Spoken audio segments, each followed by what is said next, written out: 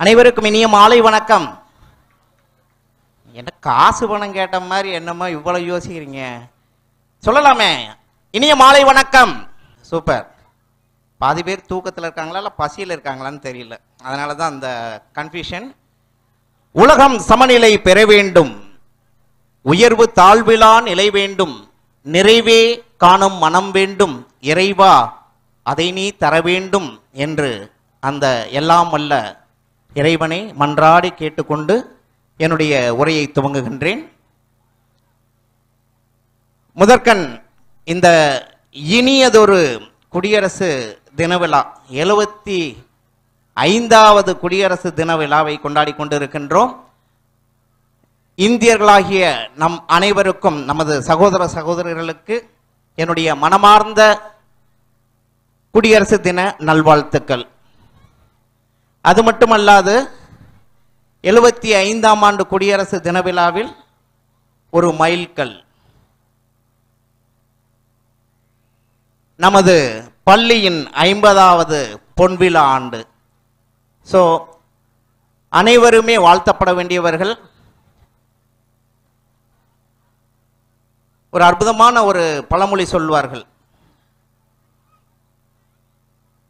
1000 அன்னதான சத்திரங்கள் அமைத்ததில் 1 லட்சம் புண்ணியம் என்று சொல்வார்கள். அங்கே ஒரு பள்ளிக்கூடத்தை அமைத்து ஏழைக்கு எழுத்தறிவித்தல் என்று ஒரு அற்புதமான அந்த சேவையை செய்து வரும் இந்த இமான் சஃபி பதின்ம மேல்நிலை பள்ளி நிர்வாகிகளுக்கும் ஆசிரியர் பெருமக்களுக்கும் என் மனமார்ந்த வாழ்த்துக்களை முதலில் தெரிவித்துக் கொள்கின்றேன். மேடையில் அமர்ந்திருக்கும் அத்தனை பெரியவர்களுக்கும், மேடையின் கீழ் அமர்ந்திருக்கும் ஆன்றோர்களுக்கும், சான்றோர்களுக்கும், பெரியோர்களுக்கும், தாய்மார்களுக்கும், என் அன்பு சகோதர சகோதரிகளுக்கும் என் மனமார்ந்த மாலை வணக்கங்களை தெரிவித்துக் கொண்டு என் உரையை துவங்குகின்றேன். ஒரு விஞ்ஞானியாக வந்து விஞ்ஞானத்தை பற்றி பேசுவதா, இல்லை இங்கு நடந்த அந்த ஸ்டெம் டெமான்ஸ்ட்ரேஷன் என்று சொல்லப்படுகின்ற அந்த விஞ்ஞான விந்தைக்குள் சென்று வந்த ஒரு கற்றுணர்ந்த ஒரு கலைஞனாக, ஒரு மாணவனாக பேசுவதா என்ற ஒரு திகட்டல். அந்த அளவுக்கு மிக அற்புதமாக நேர்த்தியாக இந்த stem, science, engineering, science and technology, engineering and mathematics என்று சொல்வார்கள், ஸ்டெம்மோட ஷார்ட் ஃபார்ம். அதை அற்புதமாக இந்த பள்ளி நிர்வாகம் செய்து கொண்டிருக்கின்றது. அதற்கு முதற்கண் என் நன்றியை தெரிவித்துக் கொள்கின்றேன். இந்த நிகழ்ச்சியில் ஒரு சிறப்பு விருந்தினராக கலந்து கொள்வதற்கு வாய்ப்பினை அளித்த எல்லா நண்பர்களுக்கும் என் மனமார்ந்த என் நன்றியை தெரிவித்துக் கொள்கின்றேன். இங்கிருந்து அப்படியே ஒரு ரவுண்டு போயிட்டு வரும்போது நாம் பார்த்ததெல்லாம் வந்து நமது கண்களுக்கு வெறும் மாணவர்களாக தெரிந்தார்கள். ஆனால் என்னுடைய கண்ணில் தெரிந்தவை எல்லாம் குட்டி கலாம்கள், குட்டி கலாம்கள், குட்டி கல்பனா சாவலாக்கள். அந்த மாதிரி வந்து அற்புதமாக அவர்களுடைய சொல்கின்ற விதமாகட்டும். நான் எப்பொழுதுமே ஒரு பள்ளிக்கு சென்றால் ஒரு 10 அல்லது 15 புத்தகங்கள் எடுத்து செல்வது வழக்கம். நல்ல ஒரு கலாமை கண்டால் உடனே ஒரு பரிசு கொடுக்க வேண்டும் என்ற ஒரு எண்ணம். ஒரு பள்ளிக்கு சென்றால் 2 அல்லது 3 புத்தகம் எனக்கு வந்து வித்துரும், காசு கொடுக்காம கிஃப்டாக கொடுக்கறது. இன்னைக்கு பார்த்தீங்கன்னா ஒரு 10 புக்கு கொண்டு வந்தேன், ஒன்று தான் மிச்சம் இருக்கு. ஸோ அந்த அளவுக்கு நம்மளுடைய மாணவர்கள் வந்து சாதனை மாணவர்கள் என்பதில் எந்தவித ஒரு ஐயமும் இல்லை. அதற்காக உழைத்த ஆசிரியர் பெருமக்களுக்கும் என் மனமார்ந்த நன்றியை தெரிவித்துக் கொள்கின்றேன். ஒரே ஒரு புக்கு, இது இப்போ எதுக்கு ரிசர்வ் பண்ணியிருக்கோம்னா பெற்றோர்களுக்காக. இந்த நிகழ்ச்சி வந்து ஒரு கலந்துரையாடல் நிகழ்ச்சி மாதிரி இருக்கும், ஆசிரியர்களாகவும் இருக்கலாம். ஏன்னா ஆசிரியரும் ஒரு பெற்றோர் தானே. ஒவ்வொரு மாணவருக்கும் ஒரு 2ஆம் தாய் ஒரு ஆசிரியர் தான். அது ஆசிரியையாக இருக்கலாம், ஆசிரியராக இருக்கலாம். அந்த வகையிலே அவர்களுக்கு இந்த பரிசு வழங்கப்பட இருக்கின்றது. ஆக்சுவலாக ஒரு விஷயம் வந்து எப்படின்னா, சில பேர் வந்து சுருங்க சொல்லி அழகாக விவரிப்பாங்க. நாங்கள்லாம் கொஞ்சம் டீச்சர் மாதிரி எல்லாத்தையும் பாலில் தண்ணியை ஊற்றி ஊற்றி ஊற்றி டைலூட் பண்ணி அந்த மெடிசினல் எஃபெக்டே தெரியாமல் அந்த குழந்தைய கொண்டு போய் சேர்க்கணுங்கிற அதுதான் எண்ணம். ஏன்னா வந்து ஒரு மேடையில் வந்து பேசணும்னு வச்சுவாங்க, கண்ணை மூடி நம்பரில் பேசிட்டு போயிடலாம், என்ன பேசுகிறோன்னே தெரியாமல் பேசிட்டு போயிடலாம். அந்த மாதிரி இல்லாமல் இந்த மேடைக்கு உகந்த, மேடைக்கு தேவையான விஷயங்கள் 3. முத்தான மூன்று, அதை பற்றி தான் நான் பேச வந்திருக்கின்றேன். நம்ம என்னமோ அந்த பள்ளிக்கு வந்து முத்தான மூன்று அப்படின்னு சிறப்பாக பேச போறோம் அப்படின்னு நினைச்சு வந்திருந்தேன். ப்ரிப்பேர் பண்ணிட்டு வந்தாச்சு ஆல்ரெடி. அப்படியே ஹோட்டல் ரூம்ல இருந்து அப்படியே என்ன நம்ம பள்ளிக்கு அழைத்து சென்றார்கள். அங்கு எனக்கு ஒரு பாசிட்டிவ் வைப்ரேஷன். ஏன்னா சில பள்ளிகள் மட்டும்தான் அந்த வைப்ரேஷனை உணர முடியும். இது வந்து ஒரு கல்விக்கூடம் என்பது வந்து ஒரு ஒரு ஆலயம் என்று சொல்வார்கள் இல்லைங்களா, ஒரு தர்கா, ஒரு தொழுகை நடத்தக்கூடிய இடம் மாதிரி. அப்படி ஒரு அற்புதமான ஒரு நிகழ்வாக இருந்தது. நான் அங்கே போய் என்னுடைய கால் வைத்தவுடன் அதுக்கப்புறம் வந்து ஐயாட்ட பேச ஆரம்பித்தேன். அவர்கிட்ட ஒரு ஆசீர்வாதம் வாங்கினேன். என்னுடைய முறைப்படி நான் ஆசீர்வாதம் வாங்கினேன். அப்போ எனக்கு அழகாக வந்து ஒன்று சொல்லி ஒரு விஷயத்தை சொன்னாங்க. இங்கே நம்ம எல்லோரும் சமம், அதான் குரான் சொல்கிறது என்று அப்படி சொன்னாங்க. அற்புதமான அந்த ஒரு பதிவு வந்து என் மனதில் ஆழ பதிந்து விட்டது. அடுத்து வந்து நம்மளுடைய கரஸ்பாண்டன்ட் சார் வந்து மிக அற்புதமாக நம்மளுடைய பள்ளியை இப்பொழுது வழிநடத்தி சென்று கொண்டிருக்கின்ற இந்த விதம் பார்த்தீங்க அப்படின்னா, நான் கமிட்மெண்ட் கொடுத்துட்டேன். நான் எந்த ஸ்கூல்லையும் போனால் அந்த கமிட்மெண்ட் கொடுக்க மாட்டேன். இப்பயும் நான் கொடுத்துட்டேன். அடுத்த ஒரு வருஷத்துக்குள்ள ஒரு இளம் விஞ்ஞானியை உருவாக்கி காட்டுறோம். நமது பள்ளியிலிருந்து ஒரு இளம் விஞ்ஞானி, அது ஒரு பையனாக இருக்கலாம், ஒரு பொண்ணாக இருக்கலாம். ஒன்றுங்கிறது மினிமம் சார். நீங்கள் போடுற எஃபர்ட்டுக்கு எப்படி ஒரு 10 கொண்டு வந்துடுவீங்கன்னு நினைக்கிறேன். டெஃபினட்டாக it may be possible with you all. அதை கண்டிப்பாக நம்ம பண்ணுவோம். ஸோ முத்தான மூன்று, தமிழுக்கே உகந்த அந்த நடையில் வந்து ஒரு சின்ன கவிதையுடன் வந்திருக்கின்றேன். நான் கவிதையெல்லாம் பிடிக்கும்ல உங்களுக்கு, அது தமிழ் கவிதை என்றால் எல்லோருக்குமே பிடிக்கும் கண்டிப்பாக. கனிகளில் சிறந்தது முக்கனிகள், மா பலா வாழை. முக்கனியாய் இனிக்கும் தமிழின் அங்கங்கள் 3, இயல் இசை நாடகம். முத்தமிழ் வளர்த்த சங்கங்கள் 3, முதற்சங்கம் இடைச்சங்கம் கடைச்சங்கம். முப்பாலை கொண்டது உலக பொதுமறையாம் திருக்குறள், அறத்துப்பால் பொருட்பால் காமத்துப்பால். அறிவை புகட்டும் அற்புத அறிவியலுக்கு கண் 3, இயற்பியல் வேதியியல் உயிரியல். மனிதனுக்கு மதம் பிடிக்காமல் அவனை நெறிப்படுத்தும் பெரும் மதங்கள் 3, இந்து கிறிஸ்தவ முஸ்லிம். மும்மதத்தையும் இணைக்கும் கொடியின் வர்ணங்கள் 3, இளம் சிகப்பு வெள்ளை பச்சை. ஆதிசக்தியின் அம்சங்கள் 3, படைத்தல் காத்தல் அழித்தல். பேரறிஞர் அண்ணாவின் முழக்கம் 3, கடமை கண்ணியம் கட்டுப்பாடு. அன்னை 3 எழுத்து, தந்தை 3 எழுத்து, மகன் 3 எழுத்து, மகள் 3 எழுத்து, பாட்டி 3 எழுத்து, தாத்தா 3 எழுத்து, அண்ணா 3 எழுத்து, அன்னி 3 எழுத்து. இப்படி தமிழில் உள்ள உறவு முறைகள் எல்லாம் எழுதி பாருங்கள், 3இல் தான் முடியும். 3க்கு அப்படி ஒரு அற்புதமான சிறப்பு. அதனால்தான் என்னவோ இந்த பொன்விழா நிகழ்ச்சியில் 3 விஷயங்களை பற்றி பேச வந்திருக்கிறேன். நான் சொன்னது போல் முதலாவதாக நான் சொல்ல வந்திருப்பது, நமக்கெல்லாம் ஒரு கனவு நாயகனாக உன்னுடைய பிறப்பு ஒரு சம்பவமாக இருக்கலாம், ஆனால் உன் இறப்பு ஒரு சம்பவமாக இருக்க வேண்டும் என்று சொல்லிவிட்டு தன்னுடைய இறப்பை ஒரு சரித்திரமாக மாற்றி காட்டி எல்லோர் மனதிலும் வெற்றி சிம்மாசனம் போட்டு அமர்ந்திருக்கின்ற அப்துல் கலாம் ஐயா அவர்கள். அவர்களை பற்றி போற்றாதவர்கள் கிடையாது, அறியாதவர்கள் கிடையாது. அப்படிப்பட்ட ஒரு அற்புதமான மாமனிதர் சொன்ன அந்த ஒரு வாக்கியம்தான் என் வாழ்க்கையில் ஒரு டர்னிங் பாயிண்ட். நான் ஏதோ படித்து நிறைய மார்க் வாங்கி சயின்டிஸ்ட் ஆகணும் அப்படிலாம் கிடையாது. அதுதான் நல்ல ஒரு வார்த்தை சொன்னாங்க அவங்க வந்து, கடைசி சீட்டு. என் பொண்ணுகிட்ட நான் அடிக்கடி சொல்றது, நான் ஆவரேஜ் ஸ்டூடெண்ட் அப்படின்னு. அதுதான் சொல்லுவாங்க, ஓ 95 மார்க் தான் உங்கள் ஊரில் ஆவரேஜா அப்படின்வாங்க. ஏன்னா டிப்ளமோவில் ஸ்டேட் ஃபஸ்ட்டு, பிஇயில் யூனிவர்சிட்டி கோல்டு மெடல், எம்இயில் யூனிவர்சிட்டி கோல்டு மெடல், டாக்டரேட்டில் வந்து பார்த்தீங்க அப்படின்னா உலகளவில் சாதனை. ஆனால் படிக்க மாட்டேன். அங்கே பாருங்க, பசங்களாம் சந்தோஷமாயிட்டாங்க. ஐயோ, இந்த விஷயம் எங்களுக்கு முன்னாடியே தெரியாமல் போச்சே சார், எங்களை படின்னு பாடாப்படுத்துறாங்களே சார். ஐயப்பன் சார் பேசாம நம்ம ஸ்கூல்ல ஒரு டீச்சரா போட்டோன்னு வச்சுக்கோங்க, படினே சொல்ல மாட்டார் இல்லையா? மாணவர்களே, நான் சொன்னது படிக்க வேண்டாம் என்று, ஆனால் சொல்லிக் கொடுங்கள். படிப்பதற்கு ஒரு முறை படித்தால் போதும், சொல்லித் தருவதற்கு 4 முறை படிக்க வேண்டும். படிப்பதற்கு ஒரு புத்தகம் டெக்ஸ்ட் புக் அப்படின்னு சொல்ல படிச்சா போறோம், ஆனா சொல்லிக் கொடுப்பதற்கு 4 புத்தகங்களாவது படிக்க வேண்டும். அன்றுதான் கலாம் ஐயா அவர்கள் சொன்னது போல், மதிப்பெண்களுக்காக மட்டும் படிக்காதீர்கள். டேய் இதையும் புரிஞ்சுக்கோங்கடா கரெக்டா, நான் ஏதோ தப்பா சொல்லிட்டு போயிட்டேன்னு சொல்லிடுறாங்க. எங்க சார் மதிப்பெண்ணே வேணான்னு சொல்லிட்டாரு. எங்க பசங்கள்லாம் கேட்பாங்க, எவன் சார் இந்த எக்ஸாமை கண்டுபிடிச்சது, எவன் தாங்க கண்டுபிடிச்சானா சார், சிலபஸ்ன்னு ஒன்று கண்டுபிடிச்சாங்க பாருங்க சார், பேசாம அது பல பஸ்ன்னு பேர் வச்சிருக்கலாம், அவ்வளவு டார்ச்சர் சார் அப்படின்வான். உண்மையில் பார்த்தீங்கன்னா பள்ளிக்கு வருவது கற்பதற்கு மட்டுமல்ல, பாடங்களை கற்பதற்கு மட்டுமல்ல. அதுதான் உங்களுடைய அற்புதமான ஒரு நமது பள்ளியின் ஒரு சிறப்புன்னு நான் ஃபீல் பண்ணதே அந்த 2C 2P ஒரு 2 சொல்லியிருந்தீங்க பார்த்தீங்களா, ஒரு அற்புதமான கருத்துக்கள். அதில் முக்கியமா ஒழுக்கம்.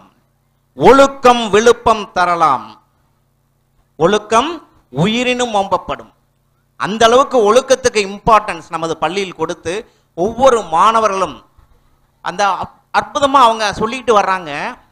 தவறாக எடுத்துக்கொள்ள வேண்டாம். ஒரு ஐயா வீடியோ எடுக்கும்போது ஏதோ ஒரு சொல்றாரு, கொஞ்சம் வேகமா சொல்லிட்டாரு, டேய் இப்படி பண்றா அப்படின்னாரு. உடனே கரஸ்பாண்டன்ட் ஐயனோ கிவ் ரெஸ்பெக்ட், மாணவன் தானே நினைக்கல, கிவ் ரெஸ்பெக்ட், நல்ல வார்த்தைகளை உபயோகிங்கன்னு சொன்னார் பாருங்க. விதை சரியாக இருந்தால், விழுகின்ற நிலம் சரியாக இருந்தால் விருட்சமாகும் என்பதில் எந்த சந்தேகமும் இல்லை. கண்டிப்பாக நமது மாணவர்கள் சாதிப்பார்கள் என்ற நம்பிக்கை எனக்கு இருக்கிறது. இந்த குடும்பத்தில் ஒருவனாக என்னை நீங்கள் பாவித்துக் கொள்ளலாம். எப்பொழுது வேணாலும் ஐயப்பன் சார் கிளம்பி வாங்க அப்படின்னா சென்னையிலேருந்து ரெடியா உங்களுக்காக மாணவர்களை ஊக்குவிக்கும் எந்த விதமாக இருந்தாலும் சரி, நமது ஆசிரியர்களாக இருந்தாலும் சரி, பெற்றோர்களாக இருந்தாலும் சரி, ஒரு மும்முனை போராட்டம் சொல்லுவாங்க இல்லைங்க இல்லையா, மும்முனை போராட்டம். நான் நடத்திக்கிட்டு இருக்க போராட்டம் கலாம் ஐயாவும் நானும் ரொம்ப க்ளோஸ் ஃப்ரெண்டு. ஐயா ஒரு வார்த்தை சொல்லுவாங்க, என்ன அப்படின்னா, மாணவனை உயர்த்தி பிடி உலகம் உயர்ந்து விடும். அதனால்தான் ஒரு மேடையிலையும் அவர் பேசுவது பாருங்க, ரத்தத்தின் ரத்தமான உடன்பிறப்புகளே, சகோதர சகோதரிகளே, பேராசிரியர் அப்படி ஆரம்பிக்கிறாரு. கலாம் ஆரம்பிக்கும் போது பார்த்துறீங்களா? நீங்க போயிட்டு இன்னைக்கு யூடியூப்ல போட்டு பாருங்க, அற்புதமான வார்த்தை ஒன்று சொல்லுவார். அப்படி ஒரு வார்த்தை இந்த வரை எந்த தலைவரும் கையாண்டதில்லை, எந்த கல்வி நெறியாளனும் கையாண்டதில்லை. எனதருமை கண்ணியமான மாணவர்களை என்கிறார். கண்ணியம், டிசிப்ளின், உங்களுடைய ஒழுக்கம் தான் உங்களை உயர்த்தும் என்கிறார். ஒழுக்கம் இருந்தால் உன்னை தேடி எல்லாம் வரும். மாதா பிதா குரு தெய்வம். தெய்வத்தை போய் நீ சாமியை கும்பிட்டுக்கிட்டு தொழுகை மட்டும் பண்ணிட்டு பிரயோஜனம் கிடையாது. நீ செய்ய வேண்டியது என்ன? மாதா பிதாவை மதிக்க கற்றுக்கொள். முதல் தெய்வம். கற்றுக் கொடுக்கின்ற ஆசிரியர்கள் 2வது தெய்வம். இதை இரண்டையும் விடுத்து நீ போய் தேடினால் அவர் திரும்பி உட்காந்துக்குவார். நாங்க அப்படித்தான் சொல்லுவோம். சாமி கோயிலுக்கு போனோம்னு வச்சுக்கோங்க, சாமி திரும்பி உட்காந்துக்குமா. போட, நீ தாய் தகப்பனையும் மதிக்க மாட்டேங்கிற, நீ ஆசிரியர்களை மதிக்க மாட்டேங்கிற, என்ன எதுக்கு பார்க்க வர்ற, நோ யூஸ், கோ அவுட் அப்படின்னு பெர்மிஷன் பாஸை கேன்சல் பண்ணிடுவாரு. மாதா பிதா குரு 3க்கு இம்பார்ட்டன்ஸ் கொடுத்தா நீங்க போக வேணாம், உங்களை தேடி வருவார். ஏய் ரொம்ப நல்லவனா இருக்கானே, பெற்றோர்களை மதிக்கக்கூடிய ஒரு மாணவனா, ஆசிரியர்களை மதிக்கக்கூடிய ஒரு மாணவனா தேடி கப்புன்னு உட்காந்துக்குவாங்க. ஸோ அந்த மாதிரி ஒரு அற்புதமான ஒரு கலாம் ஐயா அவர்கள் சொன்ன அந்த கண்ணியமான மாணவர்களை கொண்ட இந்த பள்ளியை போற்றி புகழ வேண்டும் என்றுதான் எனக்கு ஆசை தோன்றுகிறதே தவிர, சார் சொன்ன மாதிரி சொன்னாங்க, நீங்கள் நிறைய அட்வைஸ் எல்லாம் கொடுங்க, எங்கள் பள்ளியை நாங்கள் இன்னும் சீரும் சிறப்புமாக தூக்கி வைக்கிறோம் அப்படின்னா, அதுக்கெல்லாம் இன்னும் நிறையா இருக்குங்க, நீங்கள் நிறைய பண்ணினோம், சிகரத்தை தொட வேண்டும் இந்த பள்ளி என்று வாய்ப்புக்கு கலாம் ஐயா அவர்கள் சொன்ன அந்த ஒரு வார்த்தை என் வாழ்வில் ஒரு டர்னிங் பாயிண்ட் சொன்னீங்களா. 3ஆம் வகுப்பு படிக்கும் போது நடந்த இன்சிடென்ட். ஸ்கூல்ல நான் ஒரு அரசு பள்ளியில் படித்த மாணவன். பட்டிவீரன்பட்டி என்பது என் கிராமம். பட்டினா தெரியும் உங்களுக்கு, பட்டி தொட்டி எங்கும் அப்படின்னா ஒவ்வொரு கிராமம்னு அர்த்தம். ஒரு ஊர் பட்டியல முடிஞ்சா அது கிராமம். இந்த பக்கம் பட்டினம் பட்டினம்னு முடியும் இல்லைங்களா, நாகப்பட்டினம், அதிராம்பட்டினம், இந்த பட்டினம் அந்த பட்டினம், அது மாதிரி ஒவ்வொரு ஊர் சைடுக்கும் ஒன்று வச்சிருப்பாங்க. மதுரை சைடு வந்தீங்கன்னா எல்லாம் பட்டியா இருக்கும். வாடிப்பட்டி, ஆண்டிப்பட்டி, பள்ளப்பட்டி, குள்ளப்பட்டி, கடுகுப்பட்டி, வடுகுப்பட்டி எல்லாமே பட்டி பட்டியா முடியும். ஒரு பட்டினாவே கிராமம். எங்க ஊர்ல பாருங்க 2 பட்டி இருக்கும். பட்டி வீரன் பட்டி. அங்க உடனே ஒருத்தன் கமெண்ட் அடிக்கிறான், நாய் தானே சார் பட்டினா. அவனுக்கு மலையாளம் தெரிஞ்சா நான் என்ன பண்ண முடியும் இல்லையா? நம்ம தமிழ் பட்டி பேசி கொண்டு இருக்கிறோம். ஒரு முறை நான் அமெரிக்கா சென்றிருந்த பொழுது உன்னுடைய பிறந்த ஊர் என்ன அப்படின்னு ஒரு அமெரிக்கன் கேட்கும்போது நான் சொல்றேன் பட்டி வீரன் பட்டி அப்படின்னு. அவர் வந்து ரொம்ப அவருக்கு சந்தோஷம். அவர் என்ன சொன்னாரு, you didn't say you are from Chennai. நம்ம ஆளுங்க அப்படித்தான் ஆரம்பிப்பான். ஃபாரின் போயிட்டோன்னு வச்சுக்கோங்க, where from you are coming, I am from Chennai. சென்னையில் எங்க பக்கம்? மதுரை. சென்னையிலேருந்து மதுரை பக்கமா?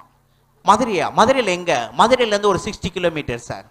வத்தலை கொண்டு பக்கம் சார். வத்தல் எல்லாம் அந்த ரியல் எஸ்டேட் பிஸ்னஸ் பண்ணுவாங்கல்ல, சென்னைக்கு மிக அருகாமையில் 150 கிலோமீட்டர். சரிங்களா? அந்த மாதிரி தான் வந்து மிக அருகாமைன்னு சொல்லிட்டு போவாங்க. ஆனால் நான் சொன்னது என்ன அப்படின்னா, ஐயா அவர்கள் எங்க உட்காந்துருக்காங்க ஐயாட்ட தான் பேசியிருந்தேன், உங்களை தான். வரும்போது ரொம்ப அற்புதமா எனக்கு ஒன்று சொன்னாங்க, நம்ம பிறந்த மண்ணுக்கு செய்யவில்லை என்றால் எங்கு செய்ய போகிறோம். அவர் சொன்ன ஒரு வார்த்தை எனக்கு வந்து உண்மையிலே என் மன நிறைவை கொடுத்தது. நம்ம எவ்வளோ சம்பாதிக்கிறோம், ஆனால் நம்ம பிறந்த மண்ணில் வந்து ஏதாவது செய்ய வேண்டும் அப்படின்னு. எனக்கு அந்த வாய்ப்பு கிடைக்கல. பிறந்த மண்ணுக்கு ஏதாவது செய்வோம் அப்படின்னு எங்க போனாலும் எந்த அவார்டு வாங்கினாலும் நான் சொல்றது பட்டி வீரன் பட்டி ஐயப்பன் சொல்லுங்க அப்படின்னு. அதனாலே அந்த அமெரிக்கன் என்னை கூப்பிடுறது டபுள் பட்டி சிங்கிள் வீரன், டபுள் பட்டி சிங்கிள் வீரன். எனக்கு மெயில் போட்டு அர்த்தம் போடுவார், டியர் டபுள் பட்டி சிங்கிள் வீரன், how are you, so when you are coming to America next time அப்படின்னு போடுவார். ஸோ அந்த அளவுக்கு வந்து அந்த தாய் மண், அந்த தாய் நம்ம பிறந்த ஊர் இருக்கு பாருங்க, அதுக்கு ஒரு பெருமை சேர்க்கணும். தாய் தகப்பனுக்கும் நான் படித்த பள்ளிக்கும் நம்மளுடைய ஆசிரியர்களுக்கு மட்டுமல்ல, நாம் பிறந்த ஊருக்கும் பெருமை சேர்க்க வேண்டும். அந்த விதத்திலே வந்து பெருமை சேர்த்து கொண்டிருக்கிற நண்பர்களை பார்த்து சந்தோஷப்படுகிறேன். எனக்கு அப்படி நடந்த அந்த ஒரு இன்சிடென்ட் தான். என்னுடைய ஆசிரியர் வந்து ரொம்ப வினோதமானவர். கிருஷ்ணமூர்த்தி என்பது அவருடைய பெயர். வித்தியாசமா கிளாஸ் எடுப்பார் 3ஆம் கிளாஸ்லேயே. நம்ம இன்ஜினியரிங்கே இப்போ திணறோம் இல்லைங்களா? 3ஆம் கிளாஸ் அற்புதமான சப்ஜெக்ட் என்ன அப்படின்னா, how to control the classroom. எல்லாம் பாருங்க, ஒரு இனோவேஷன் எங்க ஸ்டார்ட் ஆகுது பாருங்க, how to control the classroom. எங்க பசங்க எல்லாம் ரொம்ப பயங்கரமா டென்ஷன் ஆச்சுன்னு வச்சுக்கோங்க. கிளாஸ் சார் அப்படின்னு கை தூக்குவான். இந்த சுண்டு வரல தூக்கிட்டானா தெரியும், போ. ஒருத்தனை போக சொல்லிட்டான்னு வச்சுக்கோங்க, சார் அடுத்த பக்கத்தில் தூக்குடா தூக்குடா தூக்குடா, அவனு சார் அப்படின்னா போ போ போ இப்படி சொல்லிக்கிட்டே இருக்காரு. பாதி பேர் கிளாஸ் விட்டு போயிட்டான். திடீர்னு கிளாஸ் எழுதிக்கிட்டே இருந்து திரும்பி பார்க்குறாரு, எங்க போனாங்கடா சார், நீங்க தான் போனீங்களே, போயிட்டாங்க சார். ஒரு வாரம் இப்படியே தான் கண்டினியூ ஆகுது. ஒரு வாரம் இப்படியே தான் போகுது. எங்க சார் ஒரு வாரத்தை திட்டல, எவனாவது இனிமே கையை தூக்குனீங்க ஒன்னும் சொல்லல. அமைதியா ஒரு டப்பா கொண்டு வந்து மேடையில் அப்படி அந்த டேபிள் வச்சுட்டு ஒரு வாட்டில் கிளாஸ் எடுக்க போயிட்டார்.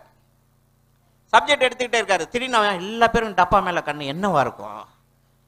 அது வந்து பாத்தீங்கன்னா ஒரு ஸ்வீட் பாக்ஸ் மாதிரி இருந்துச்சு பாக்குறதுக்கு. உடனே என் ஃப்ரெண்ட் ஒருத்தன் சொன்னா, சாரு கல்யாண நாள்ரா, ஸ்வீட் கொண்டு வந்து கொடுக்காமயே வச்சிருக்க. ஆளுக்கு ஒரு கற்பனை. அதுதான் இனோவேஷனோட ஸ்டார்டிங் பாயிண்ட், கிரியேட்டிவிட்டி. யோசிக்க ஆரம்பிக்கிறான்.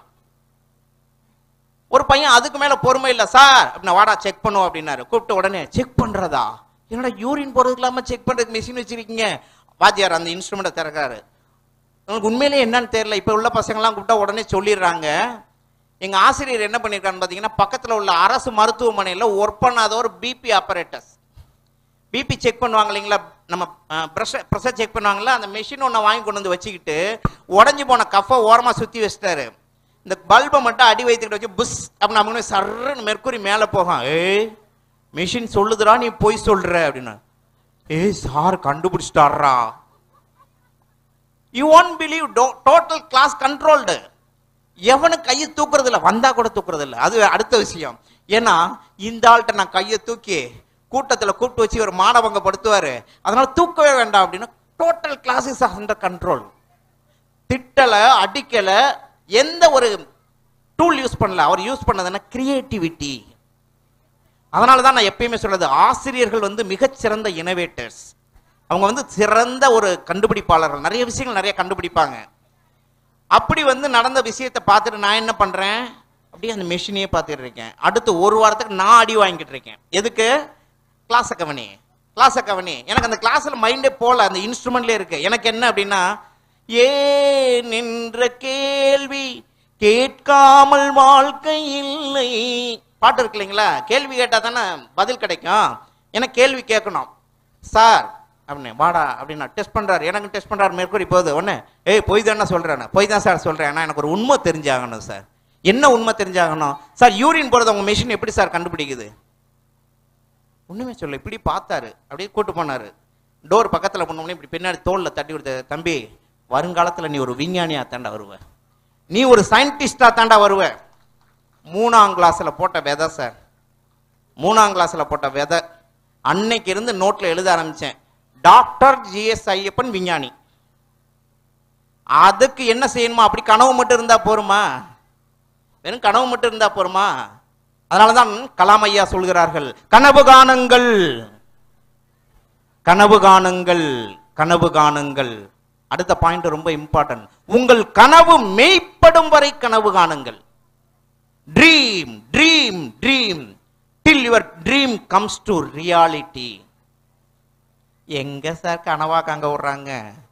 இந்த 9th படிக்க வந்து இப்பே ஆரம்பிச்சிட்டா என் பொண்ணு. 8th படிக்கிறாங்க. சான்ஸ்கிரிட் படிக்குவா, ஹிந்தி படிக்குவா. மொதல் கொஸ்டின் சாய்ஸ். அதுக்கப்புறம் +1 +2 போகிறோம். அடுத்த ஒன்று என்ன கேட்பாங்க, குரூப் 1 குரூப் 2 குரூப் 3 நீட்டுக்கு ப்ரிப்பேர் பண்ணவா, ஜேஇக்கு ப்ரிப்பேர் பண்ணவா? போட்டு பிள்ளைங்களா ஒன்றும் இல்லைன்னு ஆக்கிறமே நம்ம தான். படி படி படி படி படி படி படி படி. எங்கள் அம்மா அப்பாலாம் விட்டாங்க சார். எங்கள் அம்மா அப்பா ஒரே வார்த்தை தான், எப்போ கேட்டாலும் இப்போ கேட்டாலும் அதான் சொல்லுவாங்க. சின்ன வயசுல, நீ எதுவாக வேண்டும் என்று நினைக்கிறாயோ அதுவாகவே நீ ஆகிறாய். What you think you will become. Dream, keep dreaming what you want to become. அந்த கனவு எனக்கு பலித்தது. நான் விஞ்ஞானி ஆவனேன். விஞ்ஞானியான உடனே கடவுள் நிறுத்தி இருக்கணும்ல. ஆனா கலாம் அப்படி சொல்ல, ஒரு கனவு ஒரு கனவு கண்டால் அதை தினம் முயன்றால் ஒரு நாளில் அது நிஜமாகும். நம்ம வந்து என்ன பண்ணோம், கீழே இருந்து கூரைக்கு ஏறிட்டோம். அடுத்து ஏன் எங்க நோக்கி போனோம்? வானத்தை நோக்கி போட வேண்டும். அடுத்த கனவு சயின்டிஸ்டா ஜாயின் பண்ணி நான் சொல்ற கனவு என்ன தெரியுமா? சர்சிவிராமன் பெயரில் ஒரு விருது, ஒரு கனவு, ஒரு ஆசை. உட்காந்து படிச்சா ஐயோ அது ரொம்ப கஷ்டம் போலடா அப்படின்ட்டாங்க. அதெல்லாம் முடியாதுடா. இந்தியாவிலே வருஷத்துக்கு ஒரு தடவை ஒருத்தருக்கு மட்டும் கண்டுபிடிப்பில் சிறந்த கண்டுபிடிப்புக்கு தேர்ந்தெடுத்து வழங்கப்படுகின்ற பாரத ரத்னாவுக்கு ஈக்குவலான இணையான ஒரு விருது சர்சிவிராமன் விருது. 2006 கனவு, 7 கனவின் அந்த நோக்கத்தை புரிந்து கொண்டு வேலை செய்ய ஆரம்பிச்சேன். 2011-12 இந்தியாவின் தலை சிறந்த விருதான சர்சிவிராமன் விருதை பெற்றேன். ஒரு கனவு கண்டால் அதை தினம் முயன்றால் அடுத்த நாளே நடந்துருச்சு இல்லைங்களா? அந்த கனவு இப்ப சர்சிவிராமன் கண்ட கனவுக்கு அடுத்த கனவு என்னோட கனவு என்ன அப்படின்னா, சர்சிவிராமனை போல் நானும் நோபல் பரிசு வாங்க வேண்டும் என்றது என்னுடைய அடுத்த கனவு. அந்த கனவை நோக்கி இப்பொழுது நான் பயணித்துக் கொண்டிருக்கின்றேன். அதனால்தான் கலாம் சொன்ன அந்த முதல் கனவு, ட்ரீம், அதைத்தான் முத்தான 3இல் முதன்மையாக வைக்கிறேன். தயவு செய்து மாணவர்களை வெறும் பாடங்களை மட்டும் படிக்காதீர்கள். கனவு எப்படி காண வேண்டும் என்று கற்றுக்கொள்ளுங்கள். அன்பான ஆசிரியர்களே, உங்களுக்கு ஒரு வேண்டுகோள், மாணவர்களுக்கு வெறும் பாடங்களை கற்றுத்தரும் மெஷினாக இல்லாமல், நான் சொல்ற வார்த்தையை அண்டர்லைன் பண்றேன், புரிஞ்சுக்கோங்க. சார் கரெக்டான அந்த வார்த்தை எனக்கு யூஸ் பண்ணாங்க. மார்க் மார்க் மார்க்னு பசங்களை வந்து வெறும் சிலபஸ் கம்ப்ளீட் பண்ற மெஷின் கிடையாது நீங்க. You are the innovator, you are the creator. God உங்களுக்கு வந்து அந்த மாதிரி ஒரு அற்புதமான பதவியை கொடுத்திருக்கிறார். முதல் நீங்க மாணவருக்கு கற்றுக் கொடுக்க வேண்டியது எப்படி கனவு காண வேண்டும், அந்த கனவை எப்படி அடைய வேண்டும். தினம் ஒரு கனவு அப்படின்னு சொல்லிக் கொடுங்க மாணவர்களுக்கு. ஒரு மாணவனை எந்திரிச்சு உன்னோட கனவு என்ன கேளுங்க, அதை அடையும் வழியை சொல்லிக் கொடுங்க. ஆசிரியருடைய அன்பான அது ஒரு வேண்டுகோள். பெற்றோர்கள் தயவு செய்து பெற்றோர்கள் கவனிக்கவும், இது வேண்டுகோள் அல்ல, இதுவே கட்டளை, இதுவே சாசனம். தயவு செய்து உங்களின் கனவுகளை குழந்தைகளின் கனவாக திணிக்காதீர்கள். நான் டாக்டர் ஆகணும்னு ஆசைப்பட்டேன்டா, நீயாவது டாக்டர் ஆகுடா. உன்னால ஆக முடியலன்னு விட்ட, அப்புறம் என் பையனை போட்டு நீ டாக்டர் ஆகு டாக்டர். அவன் இன்ஜினியர் ஆகணும்னு ஆசைப்படுறான், அவன் வந்து ஒரு டீச்சர் ஆகணும்னு ஆசைப்படுறான். அவனுடைய கனவு எதுவாக இருக்கிறதோ அவன் வழியில் விட்டு விடுங்கள். அந்த கனவுக்கு உங்களால உதவியா இருக்க முடியலனாலும் உபத்திரம் பண்ணாதீங்க. நீங்க கொண்டு வந்து ஸ்கூல்ல விட்டுருங்க. ஸ்கூல்ல இருக்க அற்புதமான ஆசிரியர்கள் பார்த்துக்குவாங்க. ஒரு கல்லை கூட சிற்பமாக வடிக்கக்கூடிய ஒரு தன்மை நிறைய ஆசிரியர்களுக்கு உண்டு. குறிப்பாக நமது பள்ளியில் இன்னைக்கு நாம் பார்த்த அளவுக்கு நிறைய இருக்கு. கண்டிப்பா உங்களால சாதிக்க முடியும். நிறைய கனவு நாயகர்களை உருவாக்க முடியும் உங்களால் அப்படிங்கிறத என்னுடைய மனப்பூர்வமாக சொல்லிக் கொள்கின்றேன். இது முதல். நாம் நிறைய பேசிட்டு இருக்கேன், டைம் போதா? ஓகே, கனவை பற்றி சொல்லிவிட்டேன். இரண்டாவதாக நாம் பார்க்க போவது தலைமைத்துவம், லீடர்ஷிப் குவாலிட்டி. ஒரு பள்ளியில் இருக்க மாணவன் பார்த்தீங்கன்னா 4 பேருக்கு லீடர்னு சொன்னீங்கன்னா ஹாப்பி ஆயிடுவான். You are the group leader சொன்னீங்கன்னா ஹாப்பி. அவனே ஒரு ஸ்கூல் லீடர்னு சொன்னீங்கன்னு வச்சுக்கோங்க, அவனுக்கு அப்படியே தலையில கிரீடம் வச்ச மாதிரி. அதுக்கப்புறம் அவனோட சிந்தனைகளை பாருங்களேன், என்ன மாற்றம் பார்க்கலாம் தெரியுங்களா? சில குழந்தைகள் தான் தலைக்கணை பிடிச்சிடும், நான் தான் டீம் லீடர், நான் தான் குரூப் லீடர். ஆனா பொறுப்புகளை கொடுக்கும் பொழுது அந்த பொறுப்பை உணர்ந்து மாணவர்களை உயர்கிறார்கள். நீங்க லீடர்ஷிப் குவாலிட்டி கொடுத்தீங்கன்னா, yes I am the leader, first நான் டிசிப்ளினா இருக்கணும், அந்த எண்ணம் வரும் இல்லைங்களா? அந்த எண்ணத்தை உயர்த்தும். அவன் தலைவாகணும், நாளைக்கு வந்து ஒரு லீடர் ஆகணும், நான் ஒரு லீடர் ஆகணும். ஸோ இதுக்கு கலாம் ஐயா சொன்ன ஒரு நிறைய ஆக்சுவலா வந்து ஒரு தலைவனாவதற்கான தகுதிகள் நிறைய இருக்கு. அதுல ஒரே ஒண்ணு எனக்கு பிடிச்ச விஷயம், அதை நான் சொல்லிடுறேன். நடந்து போயிட்டே இருப்பான், நடந்து போயிட்டே இருப்பான், ஒரு கல்லை இடிச்சுக்குவான். என்ன சொல்லுவான் சார்? கல்லு இடிச்சிருச்சு. இந்த கல்லு தேடி வந்து ஐயப்பன் வர்றான், அவன் அன்னைக்கு ஒரு இடி இடிச்சு தான் பார்க்கணும். அப்படியே இடிக்குது, நடந்து போவான், முள்ளுல போய் என்ன பண்ணுவான்? குத்திக்குவான். இவன் போய் முள்ளுல போய் குத்திக்குவான். முள்ளு தேடி வந்து குத்துதா? முள்ளு குத்திருச்சு, கல்லு இடிச்சிருச்சு. இதுதான் லீடர்ஷிப் குவாலிட்டியோட bad quality. Putting the blame on others. எதுக்கு எடுத்தாலும் தூக்கி பழிய அடுத்த மாதிரி, அவன் சரி இல்லை சார், நான் சரிதான். அதுதான் மாற்றணும். கலாம் ஐயா என்ன சொல்றாரு, அவருடைய ரியல் லைஃப்ல நடந்தது. Rohini launching failure. அன்னைக்கு நைட்டு சோர்ந்து போய் கலாம் உட்கார்ந்துருக்காரு. திடீர்னு அவருக்கு ஒரு ஃபோன் கால் வருது. there is a press meet tomorrow, be ready Abdul Kalam, you are going to be interviewed for live. Tension ஆயிட்டாரு. ஐயோ, கோடி கோடியா பணம் போட்டிருக்காங்க இல்லையா? Every money is a taxpayer money. என்ன மாதிரி எல்லாம் கொஸ்டின் கேட்பாங்க. உட்காந்து நைட்டு ஃபுல்லா யோசிக்கிறார், தூக்கம் வரல. கடைசியில் எந்திரிச்சு தூக்கம் இல்லாம காலைல பிரஸ் மீட் போயிட்டாரு. போய் பிரஸ் மீட்ல போய் உட்கார்றாங்க. மெயின் சென்டர்ல போர்டு அப்துல் கலாம் அப்படின்னு போர்டு போட்டு போய் உட்காந்துட்டாரு. என்ன கேட்க போறாங்க, என்ன பதில் சொல்ல போற ஒன்னும் தெரியல. டென்ஷனாகி உட்கார்ந்துருக்காரு. திடீர்னு அந்த கூட்டத்தை கலைச்சிட்டு ஒருத்தர் வர்றாரு, ஜஸ்டிஸ் தவான், அந்த ப்ராஜெக்டோட டைரக்டர். நேரா வர்றாரு, Kalam can I sit here அப்படின்னு கலாம் சீட்ல போய் உட்கார்றாரு. கலாமுக்கு இன்னொரு சேர் கொண்டு வந்து போடுறாங்க. உட்கார்ந்த உடனே பிரஸ் மீட்டை கூட்டு போறாரு. This failure is because of me, it is not because of my team. My team is always good, they are capable, they are doing good works. Because of misdirection it happened. Let me take the entire blame on my shoulder. இந்த ஃபெயிலியருக்கு மூல காரணம் நான் தான், என்னோட team இல்ல. Let us take a chance. Within next 1 year we are going to launch Chandrayaan 1 வெற்றி பயணம். அடுத்த வருஷமே வெற்றி பயணம். அதே பிரஸ் மீட், அதே கால் வருது. ஆனா கலாம் மொதல் எப்படி இருந்தாரு? சோர்ந்து போயிருந்தார் பாருங்க. இப்ப சந்தோஷமா துள்ளி குதிக்கிறார். ஜாலி, நம்ம சக்சஸ்ஃபுல்லா வந்துட்டோம், நம்மள இன்டர்வியூ பண்ண போறாங்க. அங்க போய் உட்காந்து நடுவுல சென்டர்ல ஜஸ்டிஸ் தவான் போர்டு போட்டு, சைட்ல அப்துல் கலாம் போர்டு போட்டிருக்காங்க. கிடு கிடு கிடுன்னு வந்தாங்க. பிரஸ் மீட் ஆரம்பிக்கும் போது ஜஸ்டிஸ் தவான் மேல வந்தாரு. அவர் போர்டை எடுத்துட்டு கீழே இறங்கி போயிட்டாரு. கலாம் யூ ஆன்சர் அப்படின்னு கீழே வச்சுட்டு போயிட்டாரு. அவர் ஒரே வார்த்தை press meet, sir we have one question. Yes அப்படின்னு இருக்காரு. No, we want to interview sir. No, the entire success is because of the team, not because of me. வெற்றிகளை தன் சகாக்களுக்கு பகிர்ந்து கொடுத்தார், தோல்விகளை தன் தோள் மீது சுமக்கின்றார். அவன்தான் சிறந்த தலைவனாக கூடிய ஒரு வல்லமை படைத்தவனாக இருப்பான். அதனால் தயவு செய்து எனதருமை மாணவ பெருமக்களே, எனதருமை ஆசிரியர் பெருமக்களே, பெற்றோர்களே, பழி போடும் பழக்கத்தை தூக்கி எறியுங்கள். அதை இன்னைக்கு வந்து நான் வேறு மதமாக இருந்தாலும் இன்னைக்கு நிறைய விஷயங்களை இந்த நிகழ்ச்சிக்கு வந்தது மூலம் நான் கற்றுக்கொண்டேன். ஐயா அவங்க சொல்லும் போது ஒவ்வொன்றுக்கும் நான் விளக்கமும் கேட்டேன். பொறுமையாக 2 பேருமே எனக்கு பதில் சொன்னாங்க.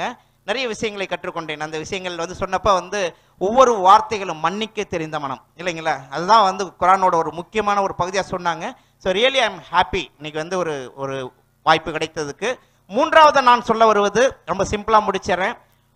ஒரு விஞ்ஞானியாவதற்கான தந்திரங்கள். இங்க இருக்க மாணவர்கள்லாம் விஞ்ஞானியா மாற்றணும்னு சொன்னார் இல்லையா ஐயப்பன் சார். அவர் பாட்டில் வேற வேலையில் அவர் பாட்டில் சொல்லிட்டு போயிட்டார்.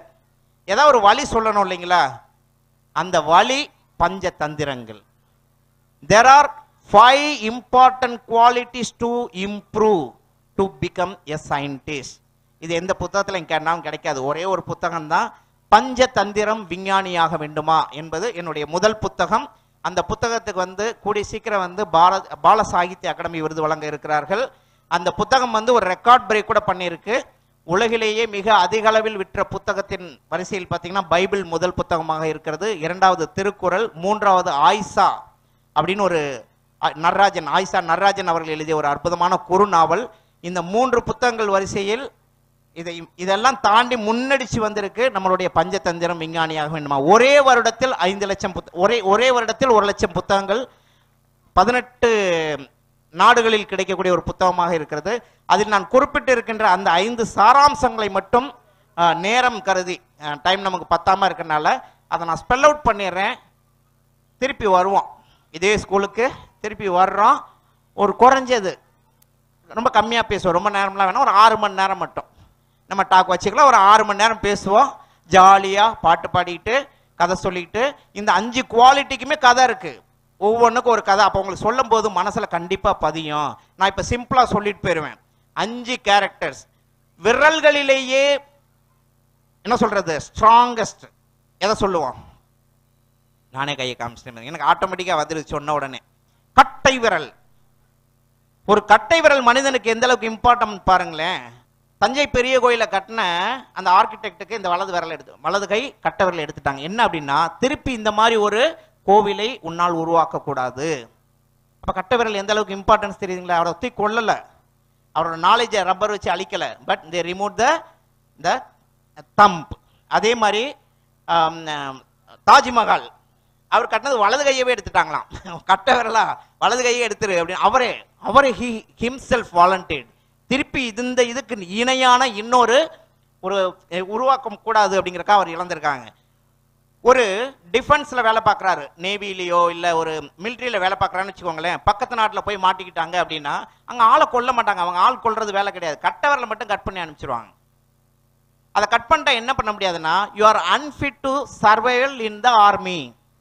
ஏன்னா ரைஃபிள் யூஸ் பண்ணுறதுக்கு அந்த ஃபிங்கர்லன்னா ஒன்றும் பண்ண முடியாது. இப்போ இந்த விரல் இல்லாமல் ஏதோ ஒரு ஆக்ஷன் பண்ணி பாருங்க, ஒரு புக்கை எடுக்க முடியுமா பாருங்க, ஒரு நோட்டை எடுக்க முடியுமா, இப்படி சாப்பிட்டு பாருங்க, இப்படி சாப்பிட்டு பாருங்களேன், இப்படி எடுத்து சாப்பிட்றதுக்கா இப்படி எடுத்து சாப்பிட்டா முடியுமா? கட்டை விரல் மனிதனுக்கு எந்த அளவுக்கு முக்கியமோ அதே போல் ஒரு விஞ்ஞானி ஆவதற்கு ரொம்ப முக்கியமானது அவனுடைய கனவு. இந்த கனவு இருந்தால்தான் சாதிக்க முடியும். அதனால்தான் என்னுடைய முதல் ஆரம்பமும் கனவாக இருந்தது. 5இல் ஒன்றாக நான் சொல்வதும் கனவு. இரண்டாவது பாத்தீங்கன்னா, விரல்களிலே உயர்ந்த விரல் எது? நடுவிரல் இல்லைங்களா? பாம்பு விரல் அப்படின்னு சில பேர் சொல்லுவாங்க, நடுவிரல் சொல்லுவாங்க. விரல்களிலே உயர்ந்து நிற்கக்கூடிய விரல் போல் உங்களை இந்த உலகிற்கு உயர்த்தி காட்டுவது என்னால் முடியும் என்று சொல்கின்ற தன்னம்பிக்கை. அதைத்தான் இந்த பக்கம் அந்த ரவுண்டு வர்ற வரைக்கும் விதைச்சுக்கிட்டே இருந்தோம். கான்பிடண்டா பேசு, தன்னம்பிக்கையோட பேசு, உன்னால் முடியும் என்று நினை, முடியாதது ஒன்றுமே கிடையாது. தமிழ் அகராதியிலேயோ அவர் இல்லாத இடமில்லை என பாடுவோம். மெக்காவை ஆள்கின்ற இறைவன், அவன் மெதினாவை அரசாளும் தலைவன். மெக்காவை ஆள்கின்ற இறைவன், அவன் மெதினாவை அரசாளும் தலைவன். அவன் மெதினாவை அரசாளும் தலைவன். அல்லாவின் புகழ் பாடுவோம், அவர் இல்லாத இடமில்லை என பாடுவோம். வாய்ப்பளித்த அனைவருக்கும் நன்றி பாராட்டி அமர்கின்றேன். நன்றி, வணக்கம்.